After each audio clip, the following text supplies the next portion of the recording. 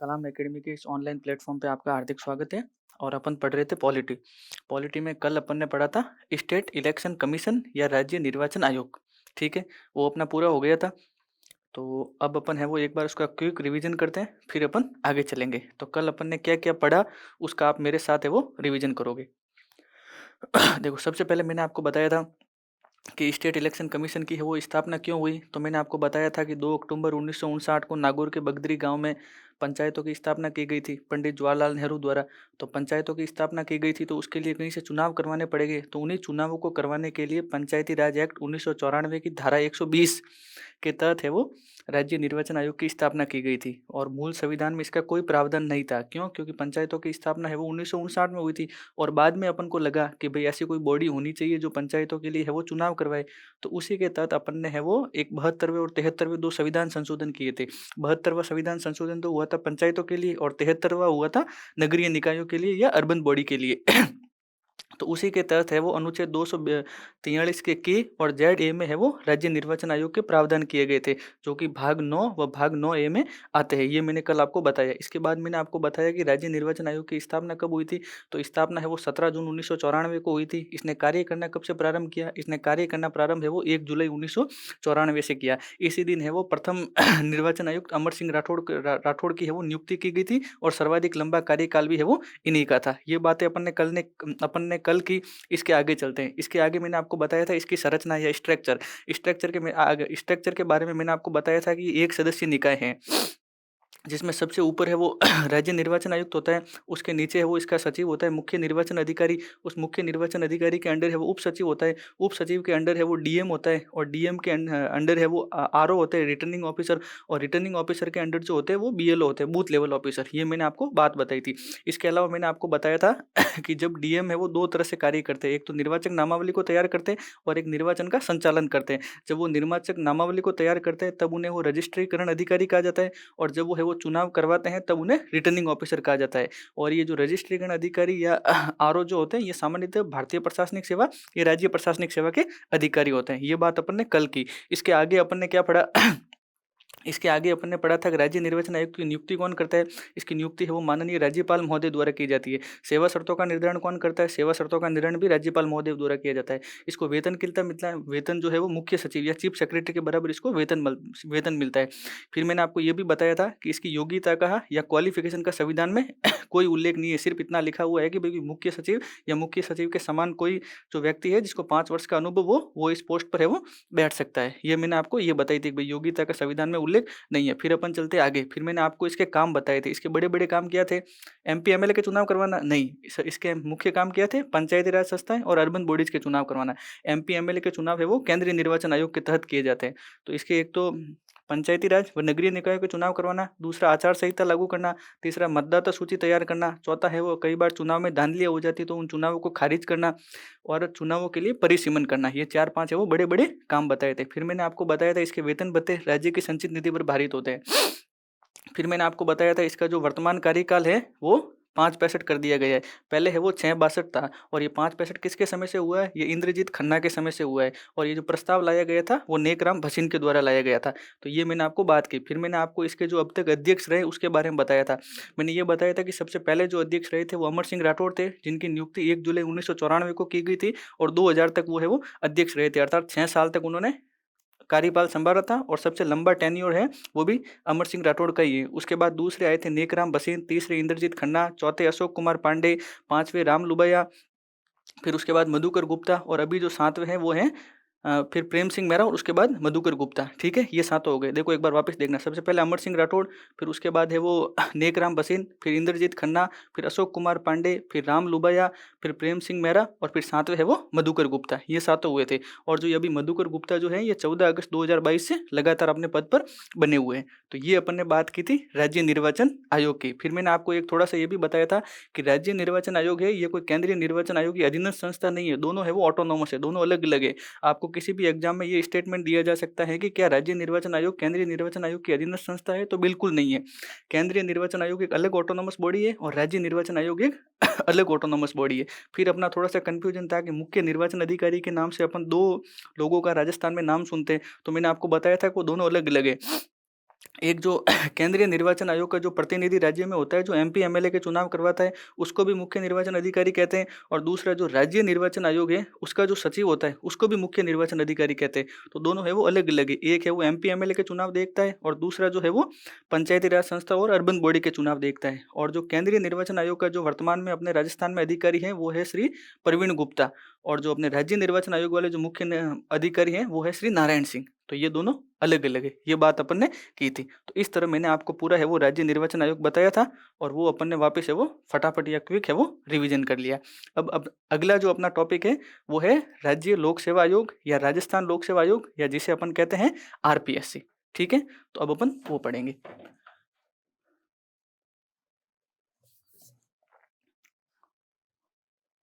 अगला जो अपना टॉपिक है वो है आरपीएससी या राजस्थान लोक सेवा आयोग।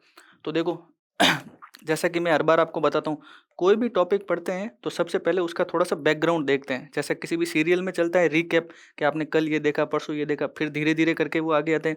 तो उसी तरह आरपीएससी का मैं आपको थोड़ा सा रिकैप बताऊंगा कि आरपीएससी में अपन कैसे कैसे ये धीरे धीरे है वो प्रादुर्भाव में आई। ठीक है, और आरपीएससी में अपन क्या पढ़ेंगे, और आरपीएससी में अपन ये पढ़ेंगे कि इसमें अध्यक्ष के साथ कितने सदस्य होते हैं, आरपीएससी की राज्य प्रशासन में क्या भूमिका है, क्या जब अपना संविधान लागू हुआ तब भी कोई आरपीएससी जैसी संस्था थी या नहीं थी, या जब अपना देश आज़ाद हुआ 15 अगस्त 1947 को तब कोई आरपीएससी जैसी संस्था थी या नहीं थी, जब अपने राज्य का पुनर्गठन हुआ उस दौरान कोई आरपीएससी जैसी संस्था थी या नहीं थी। इसके अलावा अपन ये पढ़ेंगे कि आरपीएससी में अध्यक्ष और सदस्यों की नियुक्ति कौन करता है, पद से हटाता कौन है, का आरपीएससी वो अपना काम कैसे करती है। इन सारी बड़ी बड़ी बातों पर अपन है वो चर्चा करेंगे। तो सबसे पहले शुरुआत करते हैं इसके बैकग्राउंड से।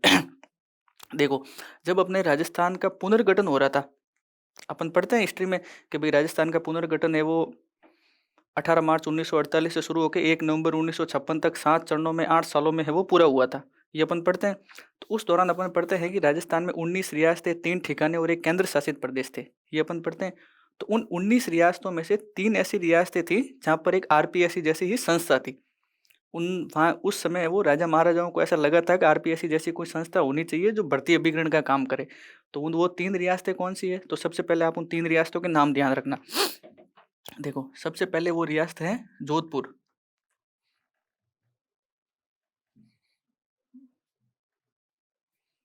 जोधपुर। दूसरे नंबर पे कौन सी है,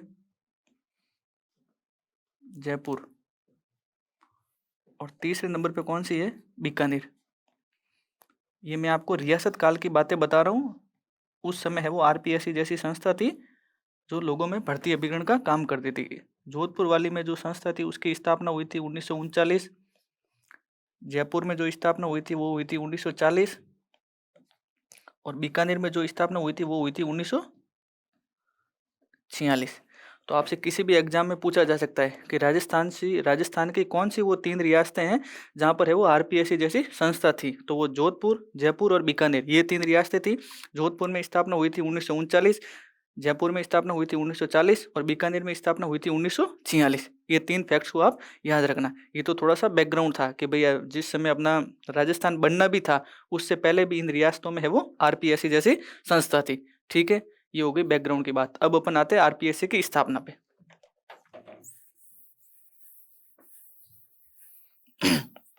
देखो, आरपीएससी की स्थापना को लेकर 3 डेट्स है वो चर्चित रहती है, और तीनों डेट्स हैं वो एग्जामों में अलग अलग तरीके से पूछी जा सकती है। तो देखो, सबसे पहले क्या होता है कि किसी भी संवैधानिक आयोग की स्थापना करने से पहले ऑर्डिनेंस जारी होता है राज्यपाल महोदय द्वारा।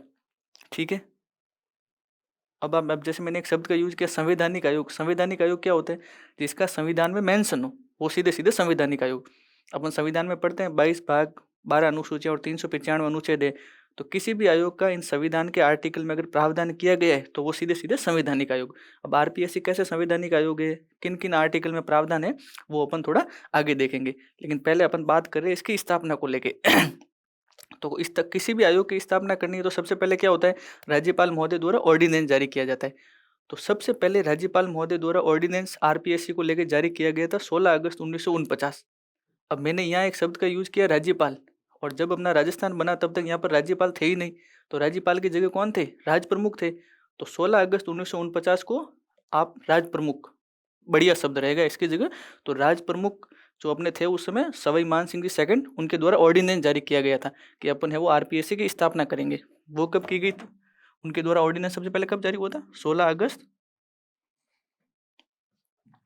1949 को। 1949 इस दिन क्या हुआ था? सवाई मान सिंह जी जो थे अपने सेकंड, उन्होंने है वो ऑर्डिनेंस जारी किया था, अध्यादेश जारी किया था कि अपन है वो अध्यादेश जारी किया था कि अपन है वो आरपीएससी की स्थापना करेंगे। ठीक है भाई साहब, उन्होंने ऑर्डिनेंस जारी कर दिया। फिर उसके 4 दिन बाद 20 अगस्त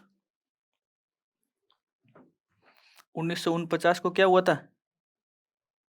इसी ऑर्डिनेंस का है वो, या अध्यादेश का है वो, गजट में प्रकाशन हुआ था। गजट एक पत्र होता है जिसमें किसी भी चीज का प्रकाशन होता है तो उस तारीख को भी थोड़ा ध्यान में रखा जाता है। तो इस ऑर्डिनेंस का है वो गजट में प्रकाशन कब हुआ था? 16 अगस्त के जस्ट 4 दिन बाद, 20 अगस्त 1949 को। इस दिन है वो गजट में प्रकाशन हुआ था। फिर तीसरी तारीख आती है 22 दिसंबर 1949। 22 दिसंबर 1949 इस दिन है वो आरपीएससी की स्थापना हुई थी। कहाँ हुई थी? जयपुर में। क्यों? क्योंकि ऑर्डिनेंस जारी कर रहे हैं सवाई मान सिंह जी सेकंड, तो सवाई मान सिंह जी सीधी सी बात है जयपुर के थे, तो वो तो यही चाहेंगे कि भाई जयपुर में स्थापना हो। तो आरपीएससी की स्थापना 22 दिसंबर 1949 को जयपुर में की गई। इस दिन हुई थी आरपीएससी की स्थापना। कहाँ हुई थी? जयपुर में। तो 3 डेट्स याद रखना, 16 अगस्त 1949, 20 अगस्त 1949 और 22 दिसंबर 1949। 16 अगस्त को राज प्रमुख मान सिंह जी सेकंड द्वारा ऑर्डिनेंस जारी हुआ। फिर उसके 4 दिन बाद 20 अगस्त 1949 को वही ऑर्डिनेंस है वो गजट में प्रकाशन हुआ। फिर 22 दिसंबर 1949 को आरपीएससी की स्थापना है वो जयपुर में की गई। अब आप पूछोगे सर आरपीएससी की स्थापना तो जयपुर में की गई, लेकिन अभी तो इसका जो मुख्यालय है वो अजमेर है, तो वो कैसे? तो वो देखो अपन आगे देखते हैं। ये 3 डेट्स आप याद रखना।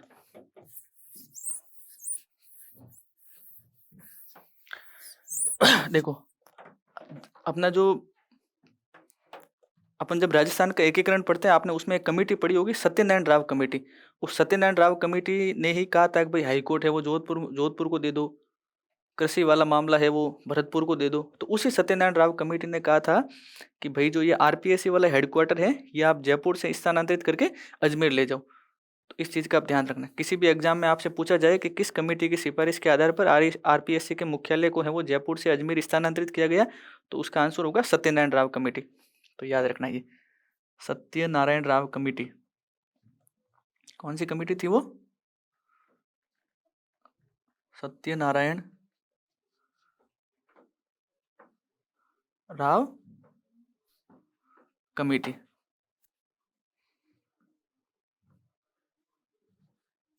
1957। तो सत्यनारायण राव कमेटी की सिफारिश के आधार पर ही आरपीएससी का जो मुख्यालय है वो जयपुर से अजमेर स्थानांतरित कर दिया गया था। 22 दिसंबर 1949 को जिस आरपीएससी की स्थापना है वो जयपुर में की गई थी, 1957 में वही कार्यालय है वो जयपुर से अजमेर स्थानांतरित कर दिया गया। तो ये तो हो गई थोड़ी सी आरपीएससी की स्थापना को लेकर बात। अब मैंने वो वर्ड यूज किया था संवैधानिक प्रावधान, कॉन्स्टिट्यूशनल प्रोविजन क्या है इस चीज़ के। तो अब अपन है वो संविधान में इसके क्या क्या प्रावधान किए गए हैं, कौन से भाग में आरपीएससी है, वो कौन कौन से आर्टिकल है, उनके बारे में अपन है वो चर्चा करेंगे। अब चलते हैं आगे। अब अपन आगे देखते हैं इसके संवैधानिक प्रावधान।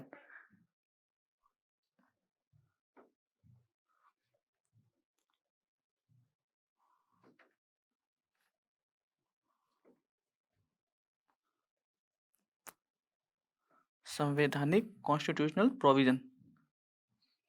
देखो, सबसे पहले आपको इसमें याद रखना है कि संविधान का वो कौन सा भाग है जो राज्य लोक सेवा आयोग की बात करता है। अब देखो, मैं राज्य लोक सेवा आयोग की जगह राजस्थान लोक सेवा आयोग या आरपीएससी शब्द का क्यों यूज कर रहा हूँ? क्योंकि अपन स्पेशल है वो राजस्थान के संदर्भ में पढ़ रहे हैं।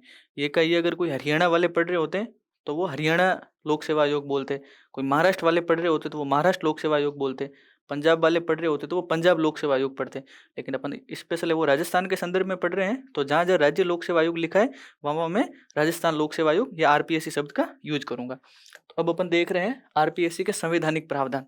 अब संवैधानिक प्रावधानों में सबसे पहले याद रखना है आपको भाग।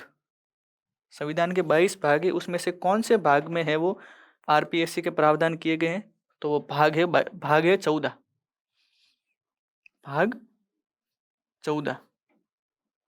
ठीक है, ये हो गया साहब भाग 14। अब भाग 14 का कौन सा अध्याय? भाग 14 का अध्याय नंबर दूसरा,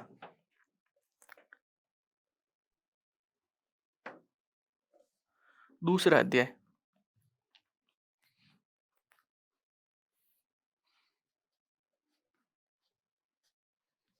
ये दूसरा अध्याय, दूसरे अध्याय के कौन से आर्टिकल? अनुच्छेद 315 से 323। इसमें है वो राज्य लोक सेवा आयोग, या अपन जिसे आरपीएससी कहें या राजस्थान लोक सेवा आयोग कहें, उनके प्रावधान किए गए। सबसे पहले भाग 14, भाग 14 का कौन सा अध्याय? दूसरा अध्याय। दूसरे अध्याय के कौन से आर्टिकल? आर्टिकल 315 से 323। तो ये तो हो गई इसके संवैधानिक प्रावधानों की। तो आरपीएससी कैसी संस्था है? संवैधानिक आयोग है। संवैधानिक आयोग मतलब जिसके संविधान में प्रावधान हो। अब कहाँ प्रावधान है? भाग 14 में प्रावधान है। भाग 14 के दूसरे अध्याय में प्रावधान है। दूसरे अध्याय में भी कौन से आर्टिकल? तो आर्टिकल 315 से 323। इसमें है वो आरपीएससी के या राज्य लोक सेवा आयोग के प्रावधान किए गए। अब अपन एक एक आर्टिकल को है वो थोड़ा डिटेल में देखेंगे।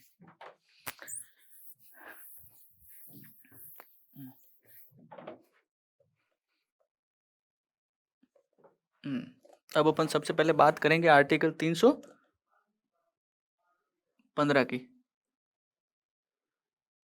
इसकी बात करेंगे आर्टिकल 315 या अनुच्छेद 315 कि अनुच्छेद 315 में क्या लिखा है। अनुच्छेद 315 में सीधी सीधी एक लाइन लिखी हुई है कि प्रत्येक राज्य का एक लोक सेवा आयोग होगा। अब कोई भी अनुच्छेद की स्टार्टिंग हो रही है तो उसमें सबसे पहले तो उसकी स्थापना की बात करेंगे। तो इसमें बस सीधी सी एक लाइन लिखी हुई है कि प्रत्येक राज्य में एक लोक सेवा आयोग होगा। महाराष्ट्र वालों का महाराष्ट्र लोक सेवा आयोग होगा, हरियाणा वालों का हरियाणा लोक सेवा आयोग होगा, राजस्थान वालों का राजस्थान लोक सेवा आयोग होगा। 315 में यही बात लिखी है कि प्रत्येक राज्य का एक लोक सेवा आयोग होगा। Every state shall have a public service commission. Every state shall have a public service commission. प्रत्येक राज्य का एक लोक सेवा आयोग होगा। यह सीधी सीधी बात लिखी हुई है 315 में। प्रत्येक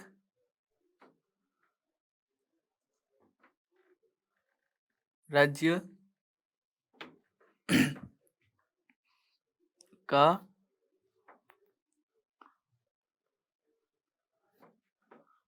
प्रत्येक राज्य का लोक सेवा प्रत्येक राज्य का लोक सेवा आयोग होगा। ये बात लिखी सीधी सीधी आर्टिकल 315 में। बस आपको 315 में सिर्फ यही ध्यान रखना है कि आर्टिकल 315 में क्या है, प्रत्येक राज्य का एक अपना लोक सेवा आयोग होगा। अब चलते हैं आगे आर्टिकल 316 में। अब देखो आर्टिकल 316 में आप तीन बातें ध्यान रखना। आर्टिकल 316 देखो, इसमें 316(1), 316(2), फिर 316(1) क है, लेकिन आपको इतना डिटेल में नहीं जाना है। सिर्फ जो मैं बता रहा हूँ आप वही ध्यान रखो। 316 में आप तीन चीजें हैं वो बड़ी बड़ी ध्यान रखना।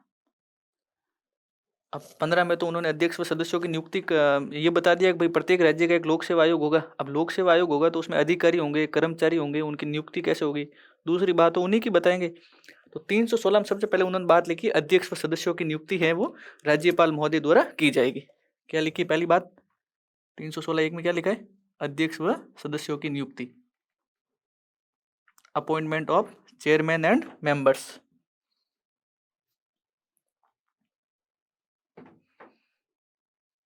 अध्यक्ष व सदस्यों की नियुक्ति कौन करेगा? राज्यपाल महोदय, अपॉइंटेड बाय गवर्नर। नियुक्ति पहली बात तो ये हो गई। दूसरी बात है, नियुक्ति के बाद एक टाइम पीरियड फिक्स होता है। कोई भी कर्मचारी अधिकारी किसी कंपनी में या किसी भी सरकारी सेवा में काम करता है तो उसका एक टेन्योर फिक्स होता है। तो वैसे दूसरी बात लिखी हुई इनके कार्यकाल की, tenure of chairman and members. कार्यकाल कार्यकाल कितना होगा? 6 वर्ष अथवा 62 वर्ष। 62 वर्ष। जो भी पहले हो, ये मैं आपको बताऊंगा ये कैसे हुआ, जो भी पहले हो,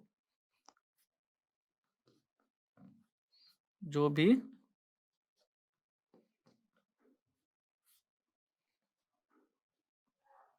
पहले हो। तीसरी बात क्या लिखी इसमें, तीसरी बात लिखी इसमें कार्यवाहक अध्यक्ष, एक्टिंग प्रेसिडेंट, प्रेसिडेंट की, कार्यवाहक अध्यक्ष, कार्यवाहक अध्यक्ष।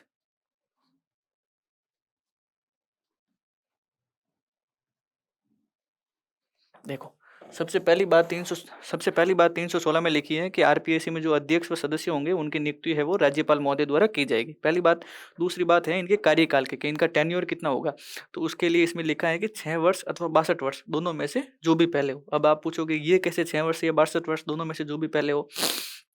देखो मान लो किसी भी व्यक्ति को 60 वर्ष की उम्र में आरपीएससी का अध्यक्ष या सदस्य बनाया है, कितने साल की एज में, 60 साल की एज में, तो 2 साल बाद ही वो 62 वर्ष के हो जाएंगे, तो 2 साल बाद ही उनको अपने पद से है वो सेवानिवृत्त होना पड़ेगा। तो इसमें तो देखो हो गई 62 वर्ष वाली बात, कि 62 वर्ष के होते ही पद से सेवानिवृत्त होना पड़ेगा। अब मान लो किसी व्यक्ति को 50 साल की एज में है वो आरपीएससी का अध्यक्ष या सदस्य बनाया है, तो जब 6 साल होंगे तब वो 56 साल के हो जाएंगे, तो वो भले 56 साल के हुए लेकिन उन्होंने 6 साल है वो नौकरी कर ली है, तो 6 साल होने के बाद उनको अपने पद से वो सेवानिवृत्त होना पड़ेगा। तो दोनों में से कोई भी एक कंडीशन है वो फुलफिल करते हो, कि या तो है वो 62 वर्ष की एज के हो गए हो, या है वो उन्होंने वो 6 साल है वो पद पे नौकरी कर ली हो, तो दोनों में से कोई भी एक कंडीशन होते ही वो अपने पद से रिटायर्ड हो जाएंगे। दूसरी बात समझ आ गई। तीसरी बात लिखी है कार्यवाहक अध्यक्ष या एक्टिंग प्रेसिडेंट की।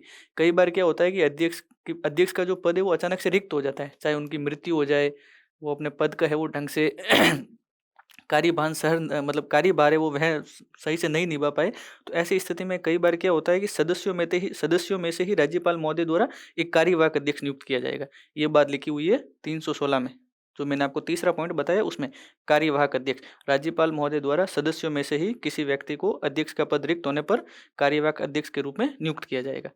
ठीक है, 3 चीजें, सबसे पहली चीज अध्यक्ष व सदस्यों की नियुक्ति राज्यपाल महोदय द्वारा होगी, दूसरी टेन्योर की बात की, तीसरी कार्यवाहक अध्यक्ष की बात की, कि सदस्यों में से ही किसी व्यक्ति को राज्यपाल महोदय द्वारा कार्यवाहक अध्यक्ष बनाया जाएगा। ये बात होगी आर्टिकल 316 की। अब अपन चलते हैं आगे आर्टिकल 317 में।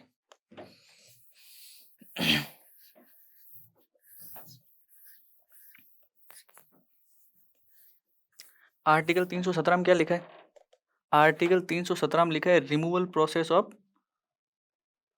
चेयरमैन एंड मेंबर्स, अध्यक्ष व सदस्यों को पद से हटाना। अब की देखो सबसे पहले स्थापना की बात की 315 में, फिर 316 में अध्यक्ष व सदस्यों की नियुक्ति, कार्यकाल, कार्यवाहक अध्यक्ष की बात की, फिर 317 में आया अध्यक्ष व सदस्यों को पद से हटाना, क्योंकि अगर कोई सही ढंग से काम नहीं करे तो उनको पनिशमेंट देना भी जरूरी है।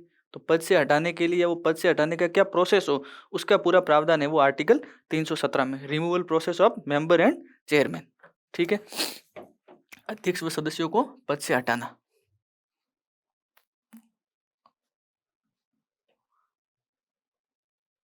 अध्यक्ष व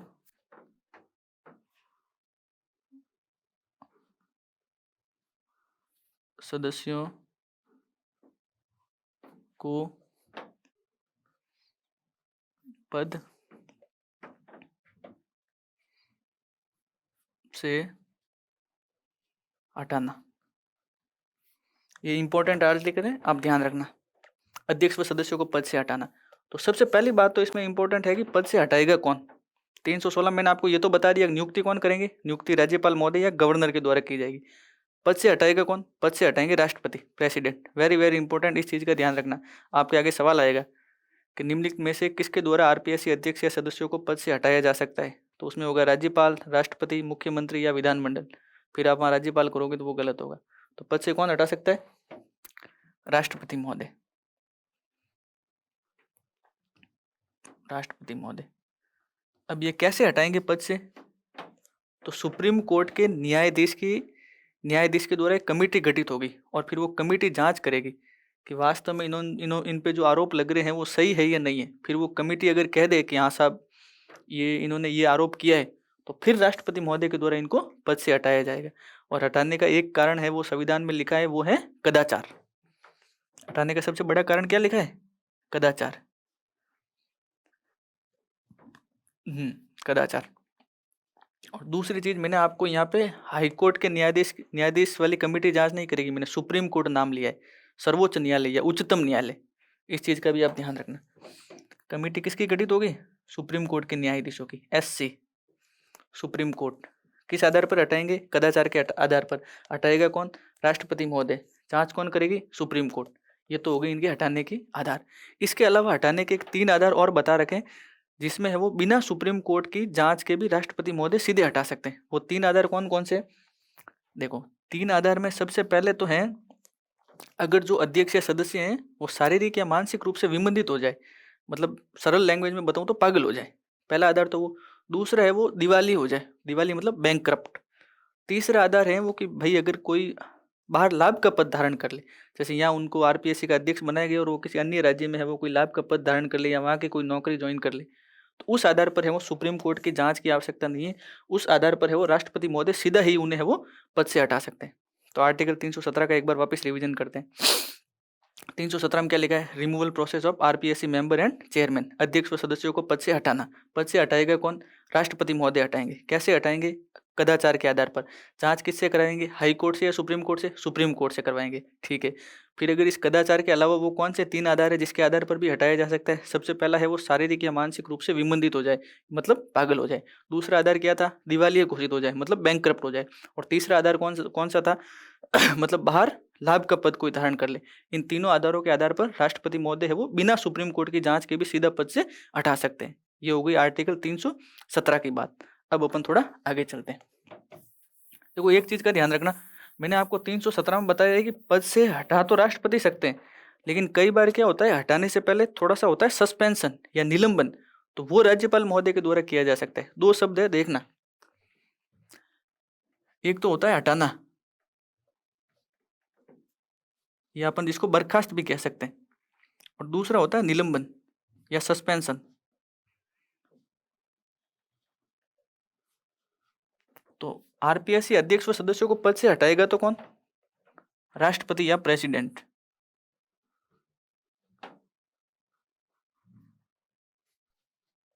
और उनको सस्पेंशन या निलंबन कौन कर सकता है? राज्यपाल या गवर्नर। और हटाना और बर्खास्त दोनों एक ही चीजें, ये ध्यान रखना आप। बर्खास्त या रिमूवल या हटाना, ये सब चीजें हैं वो एक ही है। अब आप पूछ रहे हो इन दोनों में फर्क क्या है? देखो, निलंबन होता है अस्थायी, जैसे मान लो किसी भी अध्यक्ष या सदस्य का अगर निलंबन किया जाता है तो बाद में वो हाई कोर्ट या सुप्रीम कोर्ट से केस लड़के वापस अपने पद पर बैठ सकता है कि साहब मैंने तो ये गलत काम किया ही नहीं है, ऐसे ही मेरे पे आरोप लग रहे हैं, ऐसा कुछ भी हो तो मतलब हाई कोर्ट या सुप्रीम कोर्ट से केस लड़के वापस अपने पद पे बैठ सकता है। तो मतलब निलंबन एक बार के लिए अस्थायी तौर पर होता है, समझ रहे हो? जैसे अभी चर्चा में अपने रहे थे बाबूलाल जी कटारा साहब, आर्टिकल 317(2) का प्रयोग करते हुए उनको पद से है वो राज्यपाल महोदय द्वारा सस्पेंशन किया गया उनका, या निलंबन किया गया है कि भाई एक बार है वो राष्ट्रपति महोदय आपको लेके जब तक फाइनल डिसीजन नहीं लेते तब तक एक बार अस्थायी तौर पर मैं आपका निलंबन करता हूँ। चर्चा में रहा था, अभी आपने पढ़ा होगा, तो वो आर्टिकल 317(2) का प्रयोग करते हुए राज्यपाल महोदय द्वारा किया गया था, ठीक है।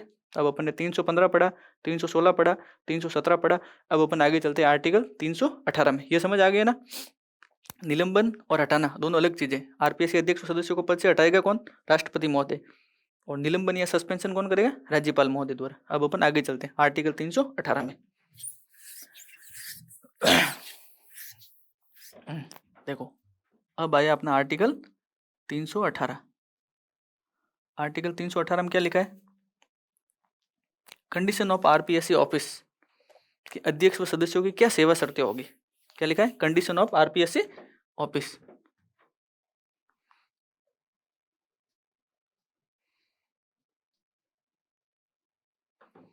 अध्यक्ष व सदस्यों की सेवा शर्तें। अध्यक्ष व सदस्यों की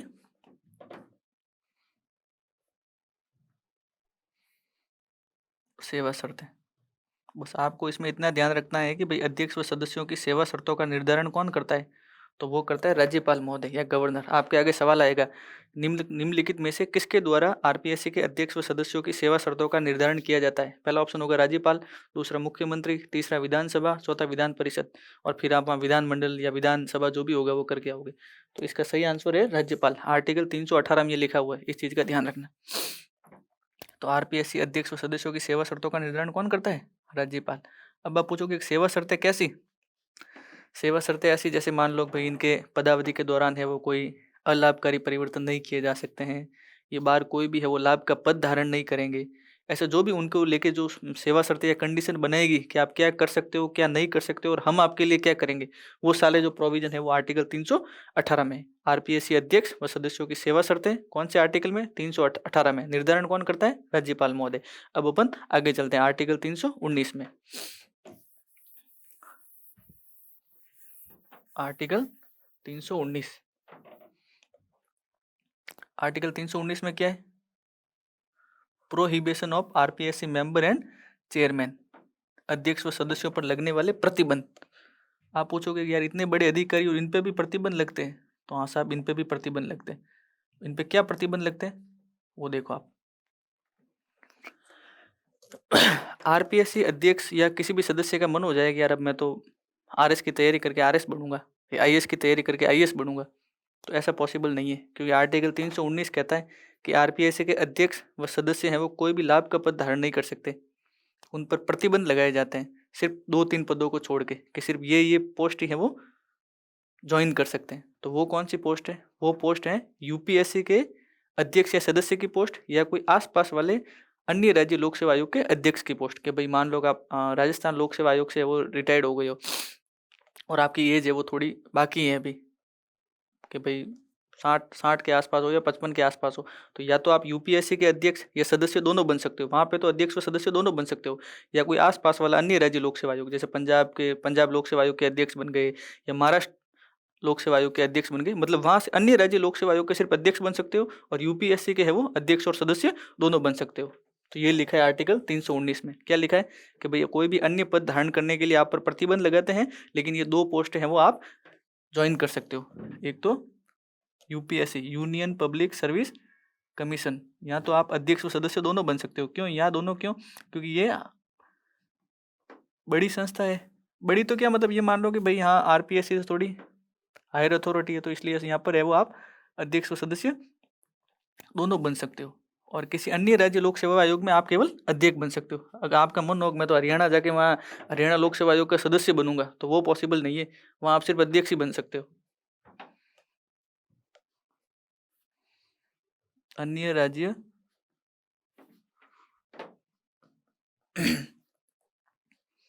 राज्य लोक सेवा आयोग के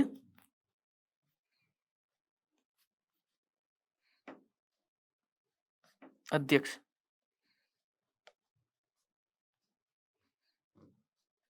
समझ आया आपको? आर्टिकल 319 में क्या है? प्रोहिबिशन ऑफ आरपीएससी ऑफिस या prohibition of RPSC member and chairman. क्या क्या प्रोहिबिशन या क्या क्या प्रतिबंध है? भाई आप कोई भी अन्य लाभ का पद धारण नहीं कर सकते सिर्फ 2 पदों के अलावा। पहला कौन सा? या तो आप यूपीएससी के अध्यक्ष या सदस्य बन सकते हो, या किसी अन्य राज्य लोक सेवा आयोग के है वो सिर्फ अध्यक्ष बन सकते हो। ये हो गई आर्टिकल 319 की बात। अब अपन आगे चलते हैं।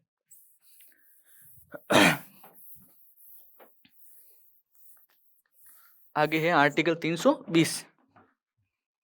आर्टिकल 320 में क्या लिखा है? 320 में लिखा है फंक्शन ऑफ आरपीएससी, कि आरपीएससी के क्या कर्तव्य हैं या आरपीएससी के क्या काम है। क्या लिखा है इसमें? Function of RPSC. RPSC, RPSC की जगह संविधान में क्या शब्द लिखा है? राज्य लोक सेवा आयोग। आरपीएससी के कर्तव्य या कार्य, आरपीएससी के कार्य। अब ये कभी आपसे मेंस में पूछा जा सकता है, एमसीक्यू वाले एग्जामों में तो थोड़ी संभावना कम है, लेकिन आजकल वैसे भी सवाल आने लग गए। अब सीईटी में सवाल था कि निम्न में से कौन सा आरपीएससी का कार्य नहीं है, तो कुछ भी हो सकता है, तो आप थोड़ा सा ध्यान रखना। देखो आरपीएससी का सबसे बड़ा काम है, ये राज्य का सबसे बड़ा भर्ती अभिकरण है, और जब इसकी स्थापना के बाद कुछ समय तक तो इसने है वो सिर्फ 3600 पे ग्रेड से ऊपर के एग्जाम करवाए। तो ये राज्य का सबसे बड़ा भर्ती अभिकरण है। एक बार ऐसा भी मान सकते हो कि 3600 पे ग्रेड से ऊपर के सारे एग्जाम है वो आरपीएससी करवाता है। मेरिट बेस पर है वो लोगों को नियुक्ति करने के लिए कार्मिक विभाग को लेटर भेजता है। दूसरा, किसी भी राज्य लोक सेवा आयोग का जो अधिकारी है उसने अगर कुछ कुकर्म किया है या कोई भी, हाँ, कहीं भी अगर पकड़ा गया है रिश्वत वगैरह कैसे भी घोटाले में, तो अनुशासनात्मक कार्रवाई से संबंधित सलाह देता है। कोई अगर लोक सेवा अधिकारी वो अच्छा काम करता है तो उसे पदोन्नति से संबंधित भी सलाह देता है।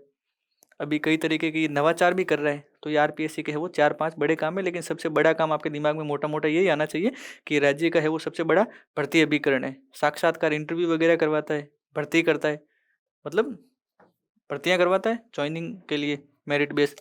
तो ये हो गया आर्टिकल 320। अब अपन आगे चलते हैं आर्टिकल 321 में। आर्टिकल 321 में लिखा है कि आरपीएससी को और कोई भी काम है वो राज्य विधानमंडल या स्टेट लेजिस्लेचर जो है वो सौंप सकता है। और कोई भी काम कैसे? जैसे ये मान लो कभी राजस्थान में 2 वैकेंसियां निकली हुई है, एक तो पशु परिचर की और एक एलडीसी की। दोनों है वो अधीनस्थ बोर्ड करवाएगी। राजस्थान में अधीनस्थ बोर्ड है RSMSSB, जिसका हेडक्वार्टर है वो जयपुर में, वो भी एग्जाम करवाता है। तो पशु परिचर और एलडीसी दोनों की भर्तियां है वो अधीनस्थ बोर्ड करवाएगा। अब वहाँ मान लो बहुत ज़्यादा फॉर्म आ गए, 20-20 लाख के आसपास फॉर्म आ गए। तो राज्य विधानमंडल है वो आरपीएससी को कहेगा कि भाई पशु परिचर वाली है वो अधीनस्थ बोर्ड करवाएगा और ये एलडीसी वाली है वो आप करवा लो। तो ये काम किसने किया? राज्य विधानमंडल ने।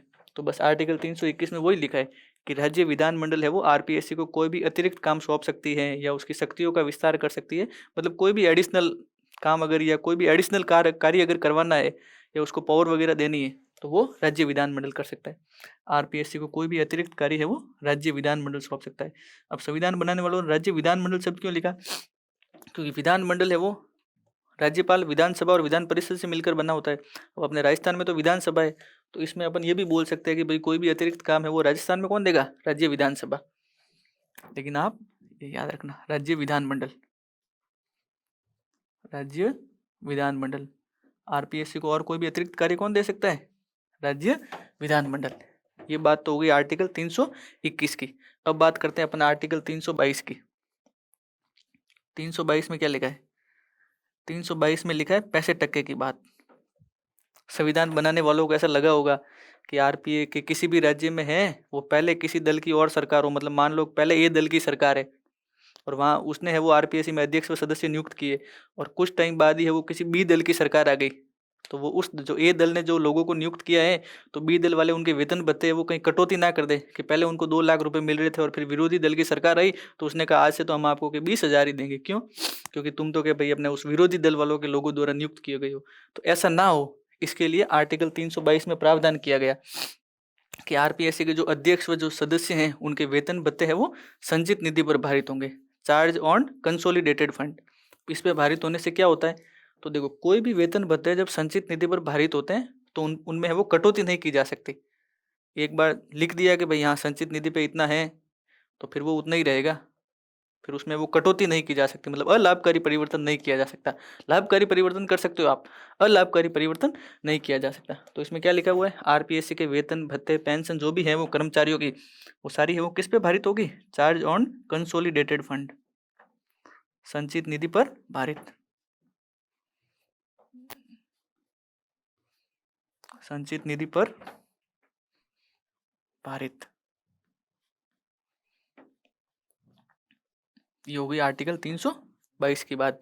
अब अपन आगे चलते हैं आर्टिकल 323 में, अपना लास्ट आर्टिकल। आर्टिकल 323 में क्या लिखा है? आर्टिकल 323 में लिखा है कि आरपीएससी अपनी जो एनुअल रिपोर्ट या जो वार्षिक रिपोर्ट है वो है वो राज्यपाल महोदय को प्रस्तुत करेगी। क्या प्रस्तुत करेगी? वार्षिक रिपोर्ट के साथ इस साल हमने इतनी आरएस की वैकेंसी निकाली, इतनी इसकी निकाली, इतनी सेकंड ग्रेड की निकाली, इतनी फर्स्ट ग्रेड की निकाली, इसमें से इतनों को ज्वाइनिंग दे दी, इतनी सीटें फिर भी वैकेंट है। तो आरपीएससी अपना वार्षिक प्रतिवेदन है वो राज्यपाल महोदय को प्रस्तुत करेगी और राज्यपाल महोदय उसे राज्य विधानमंडल में रखवाएंगे। तो ये किस में लिखा हुआ है? आर्टिकल 323 में। तो ये हो गई अपने सारी आर्टिकल की बात। एक बार अपन ने क्या पढ़ा उसको वापस रिवीजन करते हैं, ठीक है। सबसे पहले मैंने आपको बताया कि रियासत काल में राजस्थान की 3 रियासतों में है वो आरपीएससी जैसी संस्था थी। सबसे पहले जोधपुर, जयपुर और बीकानेर। जोधपुर वाले में स्थापना 1939 में हुई थी, जयपुर वाले में 1940 में हुई थी, बीकानेर वाले में 1946 में हुई थी। वो तो 3 तो हो गई आरपीएससी की रियासतकालीन स्थापना को लेके। फिर मैंने आपको आरपीएससी की स्थापना को लेके 3 डेट्स बताई, 16 अगस्त 1949, 20 अगस्त 1949 और 22 दिसंबर 1949। इस दिन क्या हुआ था, 16 अगस्त को सवाई मानसिंह सेकंड द्वारा है वो ऑर्डिनेंस जारी हुआ था, 20 अगस्त को वो ऑर्डिनेंस है वो गजट में प्रकाशित हुआ था और 22 दिसंबर को है वो आरपीएससी की स्थापना जयपुर में की गई थी। फिर मैंने आपको बताया कि उस समय स्थापना जयपुर में हुई थी, लेकिन सत्यनारायण राव कमेटी की सिफारिश के आधार पर ही आरपीएससी को है वो 1957 में जयपुर से अजमेर लेके गए थे। ये हो गई उसकी बात। फिर अपन है वो कॉन्स्टिट्यूशनल प्रोविजनल या संवैधानिक प्रावधानों की बात की थी, जिसमें पहले मैंने आपको सबसे पहले बताया था कि भाग 14 का दूसरा अध्याय आर्टिकल 315 से 323 में इसके प्रावधान किए गए, वो बात हो गई थी। फिर अपन ने एक एक आर्टिकल पढ़े थे। सबसे पहले मैंने आपको बताया था आर्टिकल 315, उसमें क्या लिखा हुआ था, प्रत्येक राज्य का है वो एक लोक सेवा आयोग होगा, every state shall have a public service commission. फिर बात की थी 316 मैंने आपको 3 चीजें बताई थी, अध्यक्ष व सदस्यों की नियुक्ति, appointment of members and chairman. दूसरी बात की थी इनके कार्यकाल के टेन्योर की 6 वर्ष या 62 वर्ष दोनों में से जो भी पहले हो। तीसरी बात की थी एक्टिंग प्रेसिडेंट या कार्यवाहक अध्यक्ष की, राज्यपाल महोदय द्वारा सदस्यों में से ही किसी को कार्यवाहक अध्यक्ष नियुक्त किया जा सकता है। ये बात हो गई थी आर्टिकल 316 की। फिर बात की थी मैंने आर्टिकल 317। आर्टिकल 317 में क्या लिखा हुआ था, removal process of member and chairman, अध्यक्ष व सदस्यों को पद से हटाना। हटाएगा कौन, राज्यपाल या राष्ट्रपति, राष्ट्रपति। और सस्पेंशन या निलंबन कौन करेगा, राज्यपाल महोदय द्वारा। हटाने का आधार कौन सा था, कदाचार था। कदाचार के अलावा वो 3 कौन से कारण थे, वो थे शारीरिक व मानसिक रूप से विमंदित मतलब पागल, दूसरा है वो बैंकरप्ट दिवालिया, तीसरा है वो कोई लाभ का पद धारण कर ले। इन तीनों कारणों के आधार पर भी राष्ट्रपति महोदय हटा सकते हैं। ये हो गई थी बात 317 की। फिर बात की थी मैंने आर्टिकल 318 में। 318 में क्या लिखा हुआ था, 318 में वही कंडीशन ऑफ आरपीएससी ऑफिस, सेवा शर्त है, निर्धारण कौन करेगा, राज्यपाल, ठीक है। फिर बात की थी 319 की, प्रतिबंध की। क्या प्रतिबंध है, कोई भी अन्य लाभ का पद धारण नहीं कर सकते। कौन से पद धारण कर सकते हैं, यूपीएससी के अध्यक्ष या सदस्य बन सकते हैं। उसके बाद किसी अन्य राज्य लोक सेवा आयोग के सिर्फ अध्यक्ष बन सकते हैं। ये बात की थी आर्टिकल 319 में। फिर बात की थी मैंने आर्टिकल 320 में। 320 में क्या लिखा हुआ है, फंक्शन ऑफ आरपीएससी, आरपीएससी के क्या कार्य है, सबसे बड़ा क्या कार्य है, राज्य का भर्ती अभिकरण। ये आप सीधा सीधा याद रखना। फिर बात की थी मैंने 321 की। 321 में क्या बात की थी, कोई भी अतिरिक्त कार्य है वो राज्य विधानमंडल सौंप सकता है। 322 में क्या बात की थी, चार्ज ऑन कंसोलिडेटेड फंड, कि आरपीएससी अध्यक्ष व सदस्यों के जो भी वेतन भत्ते हैं वो संचित निधि पर भारित होते हैं। फिर मैंने बात की थी आर्टिकल 323 की, कि भाई आरपीएससी है वो अपना वार्षिक या एनुअल रिपोर्ट है वो राज्यपाल महोदय को सौंपेगी और राज्यपाल महोदय उसी रिपोर्ट को है वो राज्य विधानमंडल में रखवाएंगे। ये बात अब तक है वो अपन ने की, बड़ी बड़ी सारी बातें। अब अपन थोड़ा सा आगे ये देखेंगे कि आरपीएससी में पहले अध्यक्ष कौन रहे, क्या कोई महिला अध्यक्ष रही या नहीं रही। अगर महिला अध्यक्ष नहीं रही तो कितनी महिलाएं सदस्य रही। आजकल आरपीएससी में वो ट्रेंड चल रहा है कि वो कोई ऐसे भी सवाल पुटअप कर लेते हैं कि कौन सा अध्यक्ष है वो हाईकोर्ट का चीफ जस्टिस रहा, कौन सा सदस्य है वो मुख्य सचिव रहा, कौन सी महिला सदस्य है वो बाद में यूपीएससी सदस्य रही। तो इन सारी बातों के बारे में अपन है वो अब टाइम हो गया कल देखेंगे, ठीक है। Thank you.